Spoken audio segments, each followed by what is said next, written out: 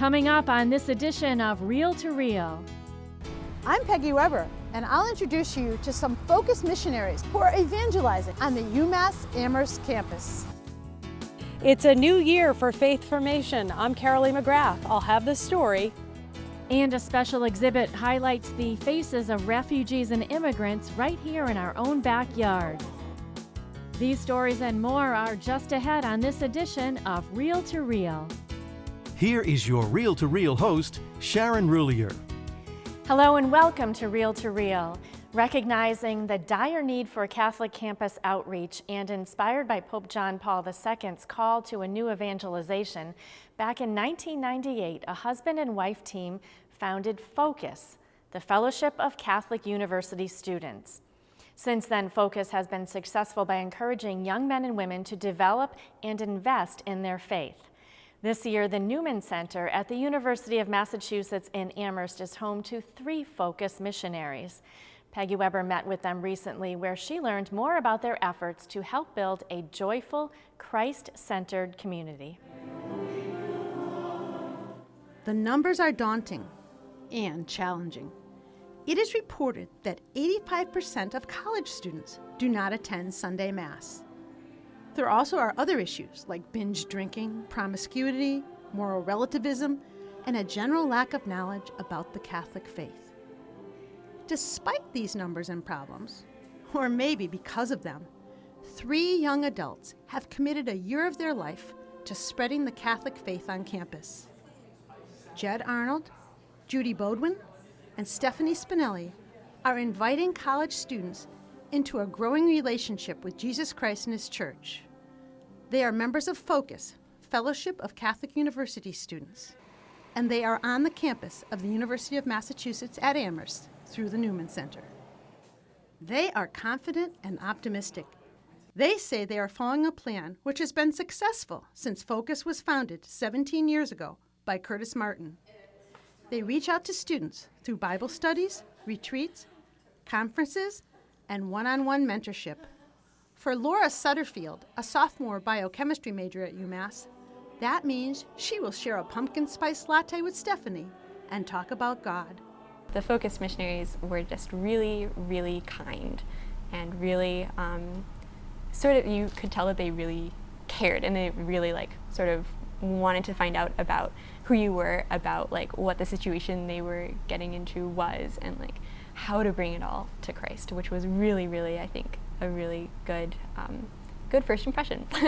It's so affirming. It's so good. I think having someone who is so close in age to yourself and just being a real leader, really, it's a really good model. The Focus missionaries all say they were influenced by the Focus ministry on their campus. And here at UMass, they are laying the foundation for a new Focus program. And they realize they could be the start of something great. Father Jonathan Reardon, who served as Associate Director of the Newman Center and is now pastor of Holy Family Parish in South Deerfield, said the Focus missionaries were in line with Pope Francis in reaching out to people and trying to get them to understand the compassion and love of Jesus Christ.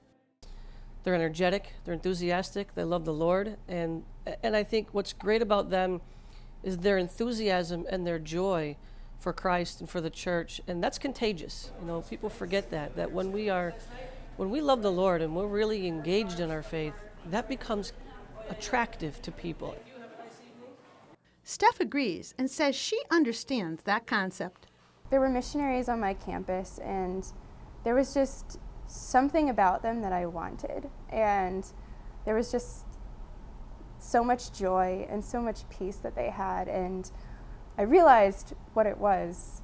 It was Jesus. So, I got more involved with them, and I started really getting to know not only them, but I got to know the Lord as well. And it was just a beautiful experience. She and the other Focus missionaries spend an hour before the Eucharist each day. They attend daily Mass and work varied hours to bring Christ to others. They have gone apple picking, danced, and are present at campus masses, and work hard to get the word out about their missionary work. This year especially, we just really want to set the foundation and set a solid foundation for future missionaries, for future students, just to really get those students to have a deeper prayer life, to be raised up as leaders. Judy, who holds a degree in mechanical engineering, says they are looking for exponential growth. She noted that Jesus began with a few disciples and that each one of them went out and spread the word to others.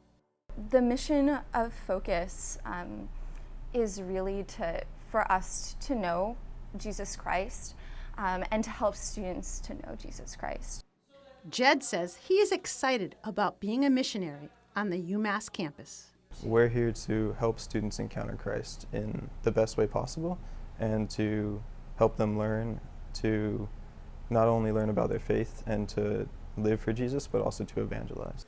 Greg Wynn, a junior at UMass from Westford, Mass., says he is excited that the Focus missionaries are on the campus.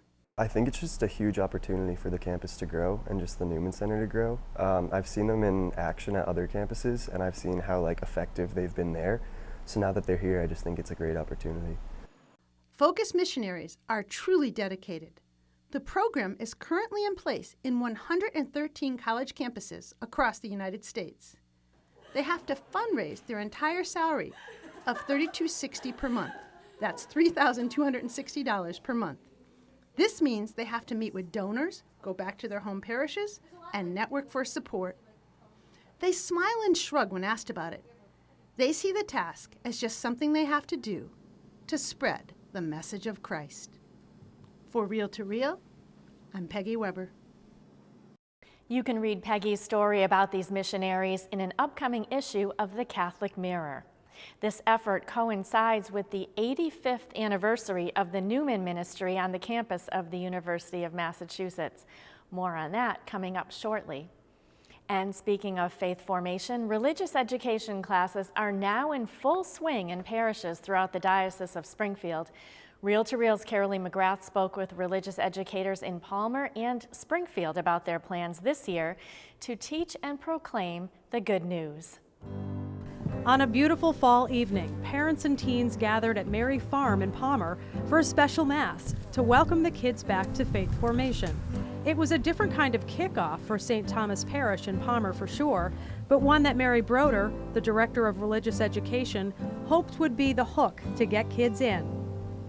We decided that rather than have the old mundane, we decided to do something fun. Brother Bob is my 10th grade teacher. He said, come on out to Mary Farm. So here we are. Broder has been teaching faith formation, or what a lot of people still call CCD, for 30 years. She worked with the Knights of Columbus Council 376 to provide food and games after the Mass. We have horseshoes, we have bocce, just for the kids to be busy and have fun. The beautiful Mary Farm is home to the Apostolate of the Suffering, a lay association comprised of members dedicated to praying for all who are ill and uniting the suffering of the world to Christ.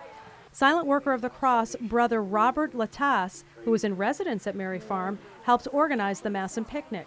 He also teaches faith formation. Well, it started off, I taught the 10th grade class last year, and I said, gee, wouldn't it be nice at the end of the year, we'll come out to Mary Farm, want to have a little party for you, picnic. And so I said to the rest of the teachers, if you want, your student can come. And they said, can we put it out the fall? I said, sure.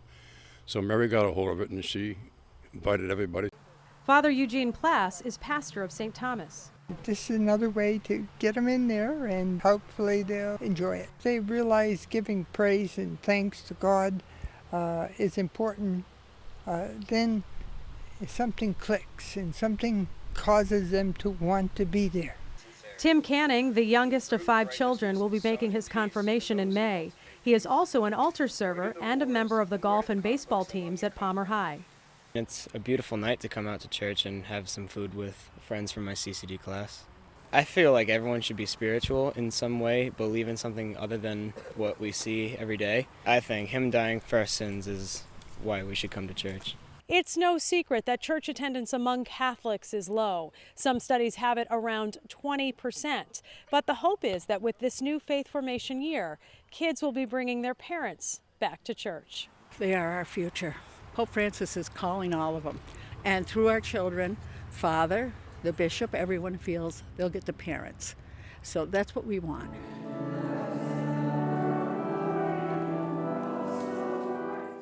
The event coincided with Catechetical Sunday, a day to celebrate the role catechists play in teaching the faith. According to the USCCB, this year's theme for Catechetical Sunday was safeguarding the dignity of every human being, from the moment of conception to natural death. At Holy Cross Parish in Springfield, catechists received a special blessing as they kicked off the new year. Kathy Daniel is the Director of Religious Education.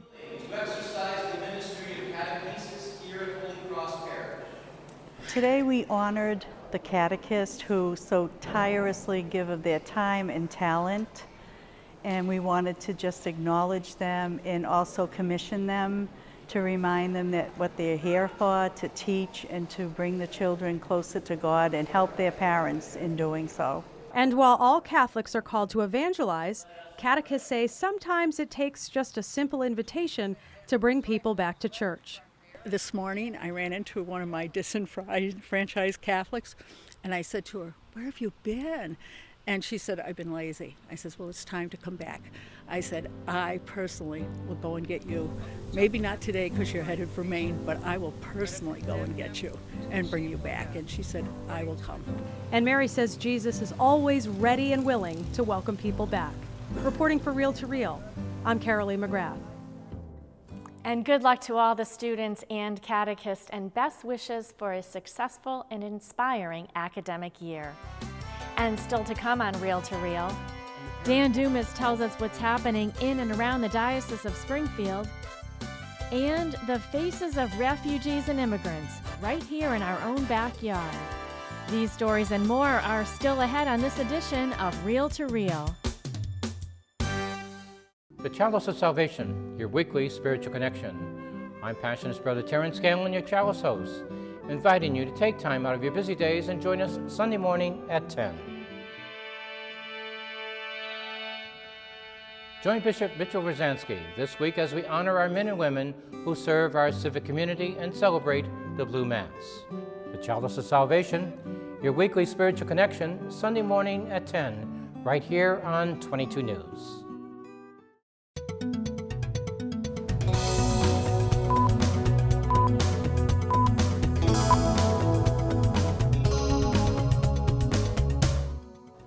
I'm Dan Dumas with your Reel to Reel news brief.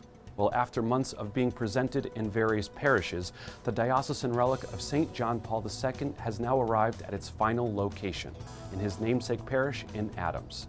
Our news reporter, John Thornton, has the story. Last Saturday, a very special evening mass was held at St. John Paul II Parish in Adams to welcome a relic of the saint for whom the parish is named. Springfield Bishop Mitchell T. Wrzanski celebrated with Father Stephen Montesanti to formally welcome the relic of St. John Paul II. We come today to venerate his relic, to venerate his life, and to ask God for that grace that allowed him to overcome so much tragedy. The relic is a fragment of a shirt that St. John Paul II was wearing when he was shot in an assassination attempt on May 13, 1981 in St. Peter's Square. The St. John Paul II Be Not Afraid Center in Linden, New Jersey, donated to the Diocese of Springfield in January. The relic, which first arrived at St. Cecilia Parish in Wilbraham last winter, has been brought to a few other churches in the diocese. Deacon Greg Lafreniere said what it means to have the relic finally installed here at St. John Paul II Parish. I think it's just a special thing, and it brings the opportunity for people who are aware that we have the relic, if they want to make a visit here and see the relic. It just brings our parish together as one in having this relic here. The relic will now permanently reside in a reliquary near the altar at St. John Paul II Parish. The reliquary is special because it was built from the wood that originally came from the recently closed St. Thomas Aquinas Church in Adams. The relic of St. John Paul II will be regularly available for public veneration at the Notre Dame Church in Adams. For Reel to Reel, I'm John Thornton. And the parish welcomes all to pay a visit, especially during the fall foliage season. In other news, Bishop Wrzanski has announced that when the new Pope Francis High School opens next fall, it will be on one campus in Chicopee. Initially, the thinking was that they would maintain both the Wilbraham and Chicopee sites until the new school was built in Springfield. But in light of enrollment trends and cost factors, the decision was made to just maintain the one temporary campus. groundbreaking on the new school is scheduled for late next spring. Sharon Woolier will give us an update on the progress of this important endeavor next week on our show. Meanwhile, members of the legal profession gathered for the annual Red Mass. Peggy Weber tells us more. 7 members of the legal profession were honored at the 14th annual Red Mass for promoting high ethical principles in their work. Those honored were Sister of St. Joseph, Shirley Campbell, co-founder of Western Rehabilitation Associates and a crisis clinician at Bay State Noble in Westfield, Attorney John Jack Egan, a partner in Egan, Flanagan & Cohen, and twice named to the top 10 lawyers in Massachusetts, Attorney Teresa Sheehan Finnegan, the in-house attorney for the Hampden County Sheriff's Department. A mother of 3, she is active at St. Cecilia's Parish in Wilbraham, especially in education, pro-life activities, and family enrichment. Attorney John Hale, a leadership development supervisor for the Hampden County Sheriff's Department and vice chairman of the review board for the Diocese of Springfield. Attorney Carmen Pignali, an attorney in East Longmeadow, who served in the Hampden County District Attorney's Office from 1991 to 2011. Sister of St. Joseph Eleanor Spring, also a co-founder of Western Rehabilitation Services and a consultant for the Western Mass Regional Women's Correctional Center. And Attorney Stephen Phillips, who has done hours of pro bono work for hospice patients. Attorney Phillips had an emergency appendectomy, so his son Brian accepted the award on his behalf. Sponsored by the local chapter of the St. Thomas More Society of Catholic Legal Professionals, the Red Mass has its origins in the 13th century. The Mass is traditionally held at the opening of the court term in order to invoke the blessing and the guidance of the Holy Spirit upon the court. It first began in the United States in 1928 in New York City. Bishop Mitchell T. Rosansky cited Thomas Jefferson and asked those gathered to consider their actions. For us who are Catholics, we know that Jesus gave us the gospel. He gave us the law of love. And for those who are in the legal profession, they carry forth that gospel, those gospel values into their profession. And so in the Red Mass, we ask for the guidance of the Holy Spirit upon all of those in the legal profession. And we ask that the guidance that is given to them help them so that they may act justly in serving others as they serve our country and the law. Sister Eleanor said she was grateful for the award. I certainly have great admiration for the St. Thomas More Society, for their principles, for the way they conduct themselves. And I was also very pleased because it again highlights the group of women whom we worked with for 20 years at Western Rehab, incarcerated women, a group who are part of our Christian family whom we must always keep in mind. Attorney Hale said he was surprised to be given the St. Thomas More Medal. However, he said that he appreciated the recognition, especially for his work with the Diocesan Review Board. No, I'm just very, very happy to receive this award. And it means a great deal to me and my family because they're the ones that see who I am each and every day. I just go about trying to live my life the way Jesus Christ directed us to live it. The Red Mass included many of the 62 past honorees and recognized 15 deceased honorees. And remember, to stay informed on all the happenings in the diocese and beyond, log on to our news and information website, iobserve.org. There you'll find up-to-the-minute and accurate news in the Catholic Church, both here in Western Massachusetts and beyond. That's our news and information website, iobserve.org. I'm Dan Dumas, and that's your Reel to Reel News Brief.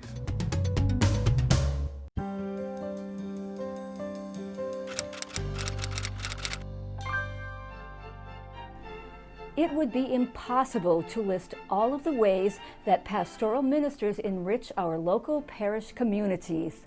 From baptismal preparation to funeral planning, those bearing the title of pastoral minister bring the love of God to life for parishioners and community members. The cover story in the October issue of the Catholic Mirror will introduce you to some of these invaluable parish staff members from the Berkshires to Hampshire County, who are strengthening the bonds of faith day by day in the Diocese of Springfield. Local news highlights include the first profession of vows by Sister of St. Joseph Melinda Pellerin, the first African-American sister in her congregation, and the appointment of a development director for the new Pope Francis High School. A special feature story shows how pet therapy brightens the lives of residents in local Catholic nursing facilities. In this month's guest commentary, Monsignor Christopher Connolly emphasizes the role of pastoral ministers in creating spiritual unity and building Christ's kingdom on earth. And as Bishop Rosansky enjoys his second autumn season in New England and the chance to practice local lingo like leaf peeping, he reminds us that October also is Respect Life Month, a time to cherish the beauty of God's human creations as well as the wonders of nature. Perhaps the cooler weather and rich colors of fall foliage will inspire all of us to re-energize our faith and bring the brilliant hues of Christ's redeeming love to those who need it most. At the editor's desk, I'm Rebecca Drake. About a month ago, a haunting image of a 3-year-old Syrian boy found washed up on the shores of a Turkish beach tragically illustrated to the world the dangers that fleeing refugees face. Many of Springfield's newest refugees have a similar story of their journey to the U.S. At a recent photo exhibit, the faces of these same refugees and immigrants revealed the cultural diversity that can be found right here in our own backyard. Steve Kiltonick has our story. Give me your tired, your poor, your huddled masses yearning to break free, the wretched refuse of your teeming shore. Send these, the homeless, tempest-tossed, to me. I lift my lamp beside the golden door. Emma Lazarus, whose quote is on the Statue of Liberty, speaks to all immigrants and refugees who have come to America since our nation was founded. But the journey here has not always been paved with gold. The recent plight of the Syrian refugees brought world attention to the horrors refugees can face not only in leaving their country of birth, but in being welcomed into another. At an exhibit held in September at the Art for the Soul Gallery in Springfield, photographs of refugees and immigrants were on display to show the cultural diversity in the region. But the hope is, as Susanna Crolius says, it's not just accepting refugees in the city, but really embracing them as neighbors. The exhibit, called The Stories We Carry, New American Neighbors in Greater Springfield and Beyond, featured photographs taken by students and their mentors from the High School of Commerce Photography Club, as well as by nationally acclaimed photographer Mark Chester. This exhibit celebrates National Welcoming Month/week, which is a national movement that lifts up the positive stories and contributions of refugees and immigrants in communities and seeks to get native-born people and non-native-born people engaged together to learn about each other. Each black and white photograph was accompanied by a caption telling the refugee's story. We paired together photography and stories so that people could come and see how much in common we all have with each other. The Western Massachusetts Refugee and Immigrant Consortium was awarded a grant from the Springfield Cultural Council to put the exhibit together.